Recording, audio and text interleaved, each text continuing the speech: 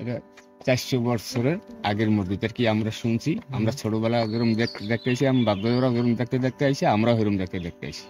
400 বছরের আগের মসজিদ। শুনছি মামুজন আকন নামের এক লোক ছিল, হ্যাগো বলে ছিল এই মসজিদ। গালুয়াপাকা মসজিদ বরিশাল বিভাগের ঝালকাঠি জেলার রাজাপুর উপজেলার গালুয়াবাজার এলাকা থেকে 1 কিলোমিটার পূর্বে দুর্গাপুর গ্রামে অবস্থিত। মাহমুদ জান আকন্দ নামের তৎকালীন একজন স্থানীয় প্রভাবশালী ধর্মপ্রাণ মুসলমান বাংলা 1122 সালে এটি নির্মাণ করেন। মসজিদের কাছে প্রাপ্ত শিলালিপি থেকে এই নির্মাণকাল সম্পর্কে ধারণা করা হয়। মসজিদটি প্রায় 300 বছর আগে নির্মিত। এর বাজু বেশ প্রশস্ত। মসজিদটি টালি ইটের তৈরি।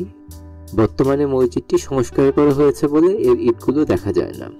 স্বাধীনতার প্রাক্কালে মসজিদটি ভেঙে পড়ার উপক্রম হলে স্থানীয় একজন সমাজ হিতৈষী FMA কুদ্দুস খানের প্রচেষ্টায় এই মসজিদটি সংস্কার করা হয়। মসজিদটির সামনে বারান্দার অংশ বর্ধিত করা হয়েছে। 1999 সালে বাংলাদেশ সরকার এই মসজিদটি প্রত্নতত্ত্ব অধিদপ্তরের আওতায় নিয়ে আসে।